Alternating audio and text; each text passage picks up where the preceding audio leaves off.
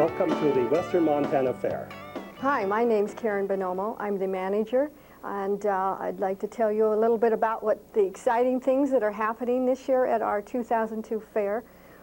In concert will be Chris LeDoux, and we're having the Great Cats of the World, camel rides, we'll have a petting zoo, pony rides, we'll have Karen Quest with Cowgirl tricks, and again the traditional activities that happen every year, and we are going to encourage everyone to bring their cakes, cookies, flowers, and all kinds of good items to the fair and participate.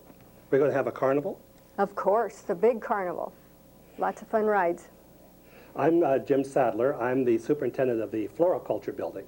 And in that building, we do 3 flower shows, which are really quite exciting, a regular standard flower show, a rose show, and a dahlia show.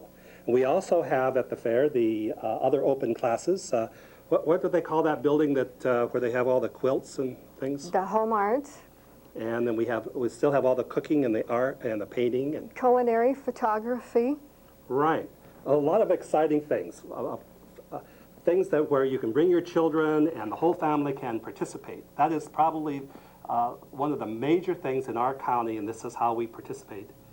We do have something new also, a pathway to education that is with the College of Technology, and you will be able to come out and go to the health fair, welding demonstrations, and at different times. So we're very excited about partnerships with the College of Technology. And we have the schools, aren't they there?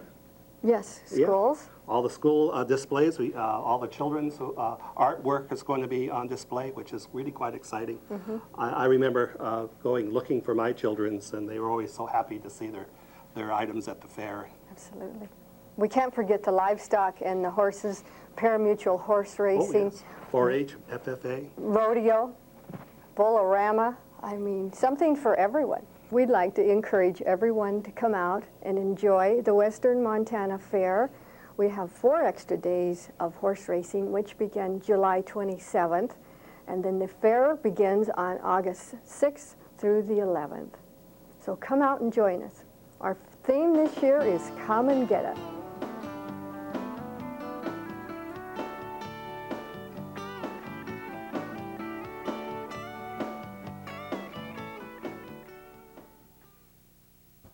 Hello there, I'm Carolyn Richardson, and we are here representing Western Montana Fair.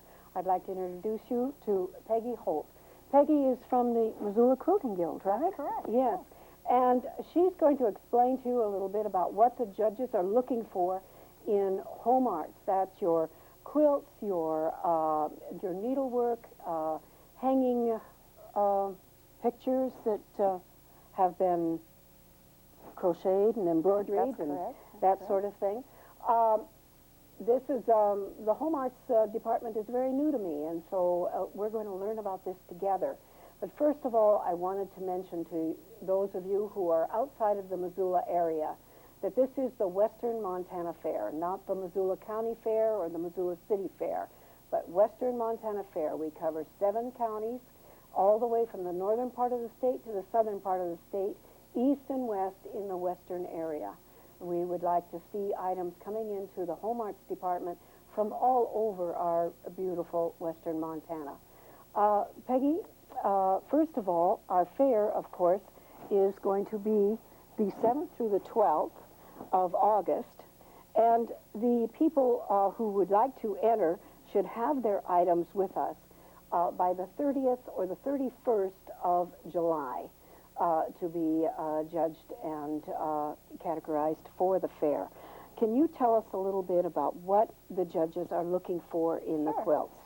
Actually, no matter what area you're working in the Home Arts Department, if it's the quilting or if you're working with the home sewing, it really doesn't matter. The very first thing that a judge is going to be looking for is the general appearance.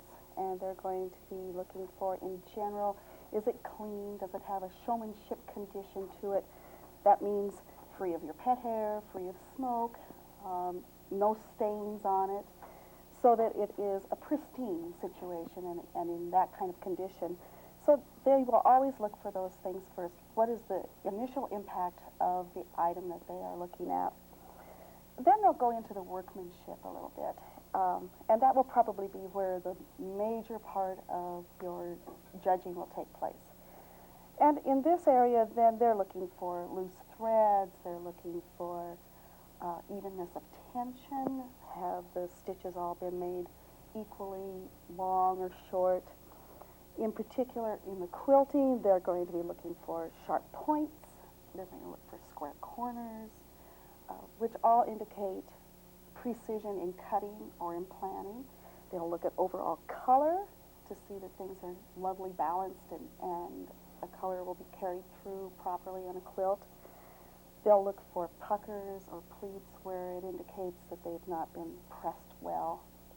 Pressing is one of those really important areas of quilting in particular. If they're not pressed well, then you get pleats, you get lack of precision points, so we're looking for those kinds of things. In the needlework where you're talking about... Like this beautiful, beautiful Well, cover on, yeah, the yes, table here. This is knitted lace tablecloth, and this is one that's not blocked. Again, the little one here is not blocked, but these are these places they're looking for. Again, an evenness of tension in the thread, a difficulty of the design. There are so many beautiful things out there these days that the women are doing that we have to start looking for things that set one apart from another. So we will look for instance, the fineness of the thread. And we have some different things here. This one is done with a little heavier thread, whereas this one's done with an extremely fine thread.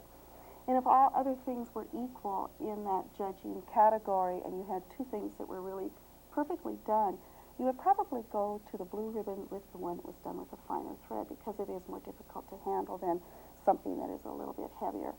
So we're watching for those kinds of things, something that makes it unique or stands out different from the rest of the class. Mm-hmm. The fineness of the thread we've discussed. But if we're talking about needle art, where we're talking about this will be your cross stitch, crewel embroidery, needlepoint. Again, there are certain things that we're looking for. We're always looking for them to be professionally finished.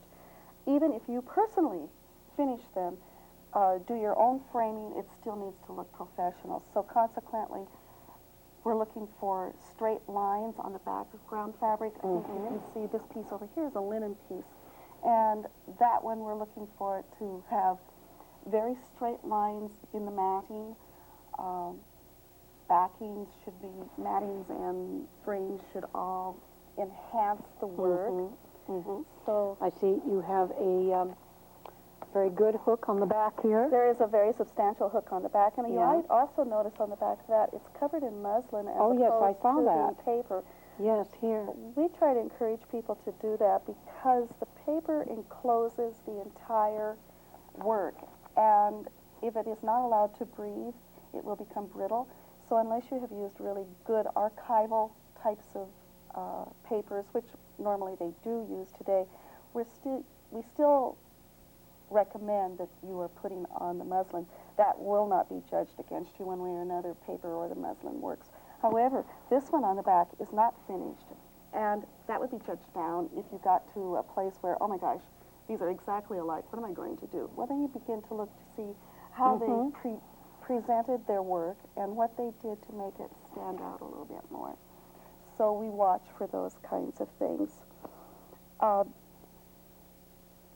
The home sewing, again, we're working with techniques an awful lot. This is your dresses, shirts, pants, bathing suits. Pillows, children's clothing, all of that category. There will be specific things that the judges will be looking for at specific times and in specific categories. If it's a child's garment, they're probably going to be looking more for construction that is sturdy. In any garment, they're going to be looking for tension of the thread so that the bobbin and the upper threads are balanced. Anytime those are not balanced, if your tension is bad, your seams will pop. And that's pretty much an indication that the home sewer did not pay attention to her tension, and she needs to adjust those kinds of things.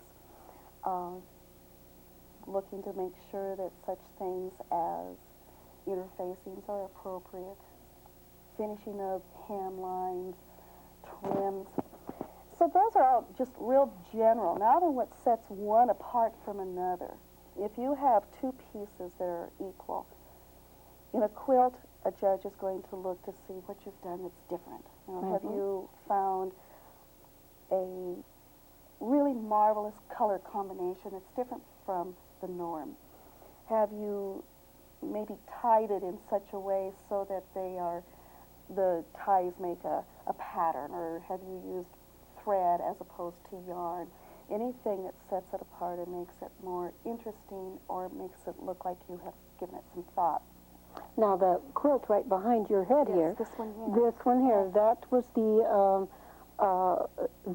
the grand champion winner last year. Yes. And can you tell us what may have been some of the reasons for that particular quilt? This quilt is a marvelous execution, for one thing. The colors have been chosen with care. The background has been something other than what you would normally expect, a white background. Debbie had taken the time to choose something that really fit in with her colors. She has had it professionally quilted, and the quilter did some wonderful textural things to bring the quilt alive. I know a lot of people will discuss professional quilting as opposed to the home quilter. And as a judge, we watch for those things, and we are aware that there is a difference between them, but we also are aware that the home sewer is capable of giving a professional look to her quilting just as well as a professional quilter is. There are some things that your home machine cannot do, but there are also some things that the larger machines are not able to do, so they balance out pretty much. So I think overall, if this is a pleasing quilt, it draws your eye. She has used color very, very well. She has executed it technically very well. And then she has taken the time to have it quilted in such a way that it enhances the entire quilt. So all of these that are behind us have been professionally quilted. You will not be judged down if it's not been professionally quilted. If you've done a good job of your home sewing quilting, there have been times that a home sewn quilted quilt will take precedence over another one. So it isn't necessarily something that is going to make a difference in the judging, but it does enhance it. So that's probably why Debbie had done this one. It's a beautiful quilt, and it is certainly worthy of that honor. Hello, my name is Shirley Marshall, and I'm here to tell you a little bit about the department that I'm involved in and with the Western Montana Fair. Western Montana Fair encompasses the entire western part of the state. I believe 7 counties from right up against the Canadian border, clear down to the Idaho border on this side. We are looking for people to please enter. We have so many wonderful things going on throughout the fair, and I'm here to tell you about the ceramic department. Our department is in the same building with Home Arts. We share the building.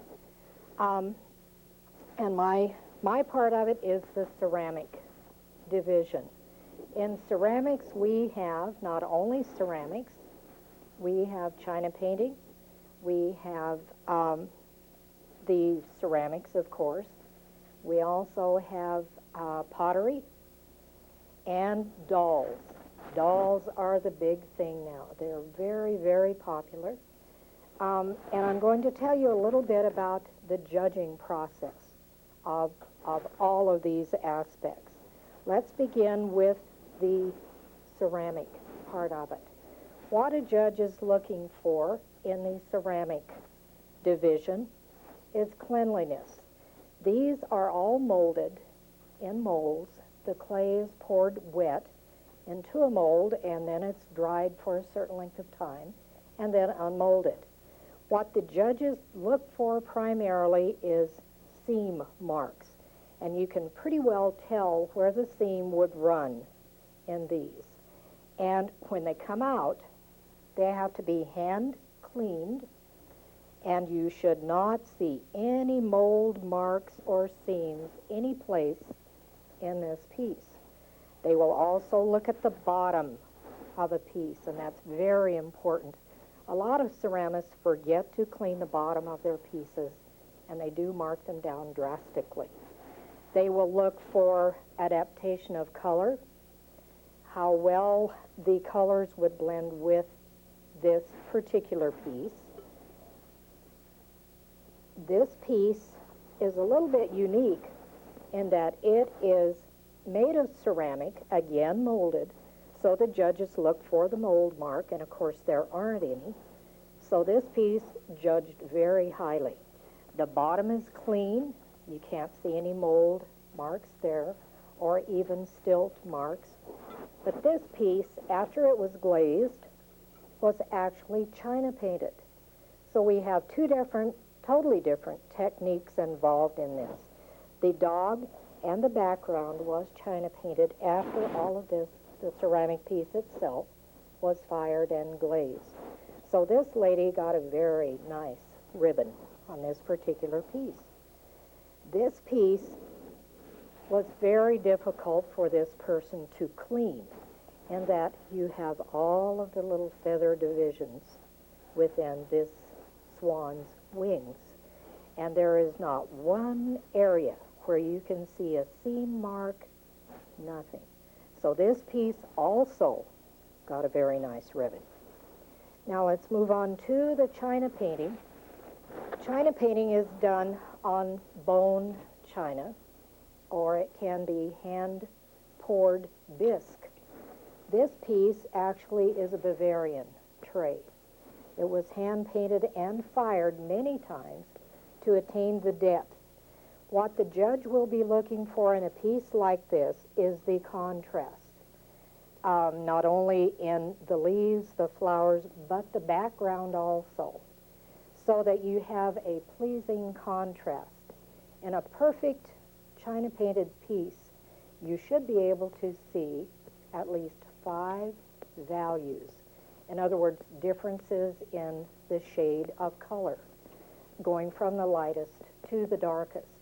And china painting, that's how we do our pieces. We range from the lightest value, we start with that lightest value, and then with each successive firing, we go a little darker in the shaded areas. This piece, incidentally, is part of a tea set. Okay, dolls. Dolls are a little different in that all of our dolls are hand-poured. They are then hand-painted.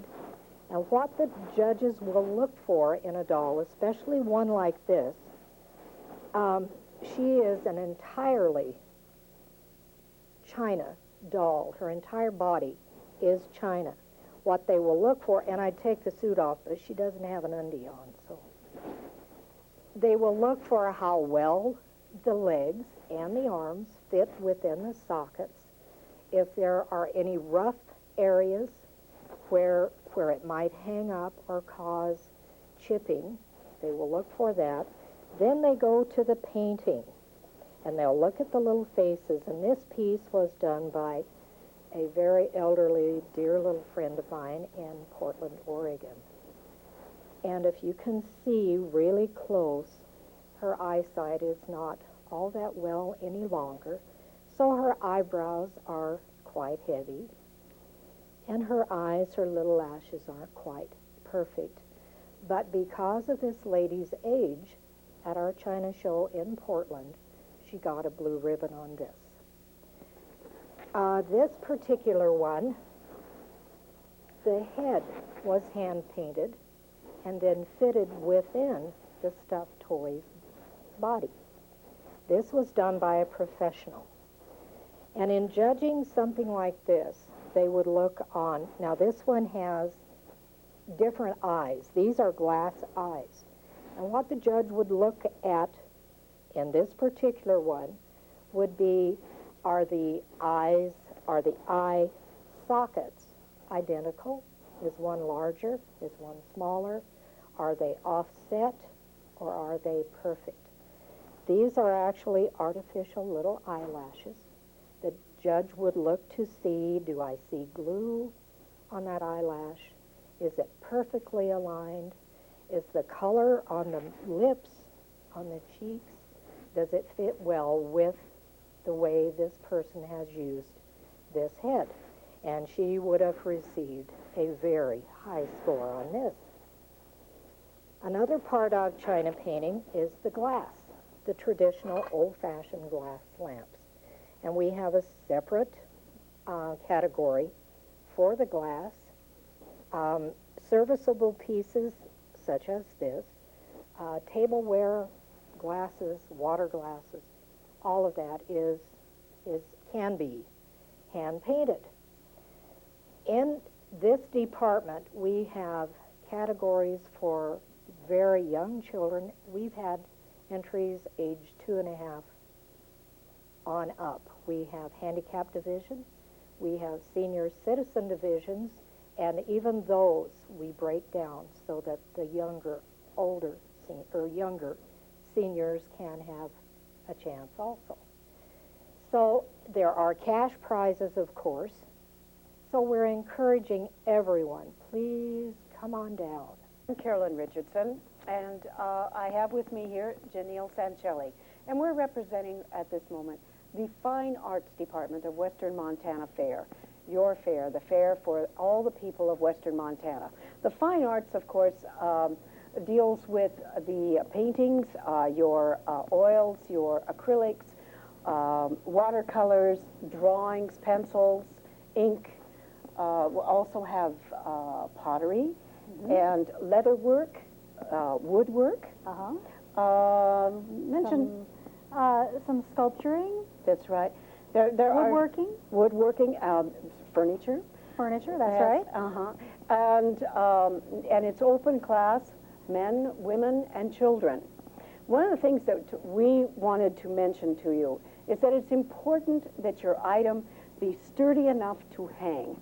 It says in the book that it should be matted, should have a good hook on the back, and possibly, if you can, framed. We had a tendency last year to receive a lot of children's items that were just on flimsy paper. Well, there are no rules against that, but they did continually fall off the wall. If you can take the time and spend a couple of dollars, it's really worthwhile to take your child's artwork and have it shrink wrapped or even laminated. You can go to your local print shop, sometimes your schools.